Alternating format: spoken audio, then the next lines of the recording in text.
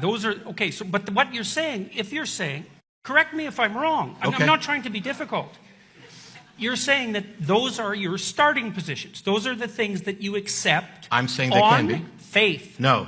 Oh, you have a rationale for them. Yes. Let's hear it. You already have. Life is generally preferable to death because we're talking about our life, and death is generally not in the interest of the living. It can be an exception. This is the point that I was getting to. So you could start with those foundations. You could start with any three that you found. You could pick three arbitrary foundations. And the one aspect that makes a secular moral system distinct from religious pronouncements and divine command theory and those sorts of things is that the secular moral system has as its goal the object of getting better at getting better, which means if you find out that one of your foundations is wrong or in conflict with something else, you can now change that. You could start with death as preferable to life, and then when you find out that it's not working that well, you change that foundation. I think that these foundations, based on the evidence of how people tend to live their lives and what they care about, are a good set of three. There could be better ones that somebody come up with. I'm open to revision on any of these at any time. But to say that I'm not skeptical about them is exactly the opposite of what I am. Because skepticism is about, I'm not going to accept something as true without good reason, and it's about being open to revision should there be evidence. If you and I agree that we care about a good life isn't very well defined.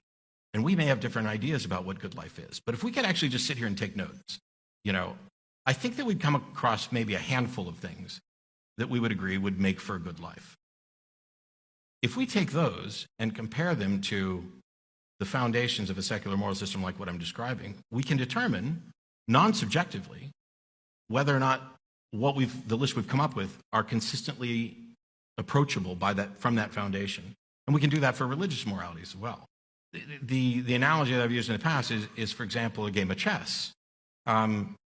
There's nothing about the universe that requires that we care about chess or care about the rules of chess. The rules of chess are arbitrary. Somebody made them up. We changed them. We added en passant. We added castling. We added things like that. We have the rules of chess. We don't always know what the best move is. But if the goal of the game is to win, or at a minimum, not lose, then we can analyze the moves with respect to the consequences and with respect to the goal of winning and determine which moves are better and which moves are worse. That is what a secular moral system does because it allows revision, whereas religious systems don't allow for revision. There's not a Bible 3.0. There's not a Quran 2.0. There's no new revelation from God to say, hey, I said all this stuff about slavery, now I'm opposed to it. Or, hey, I was really down on homosexuals, but now I'm okay with it.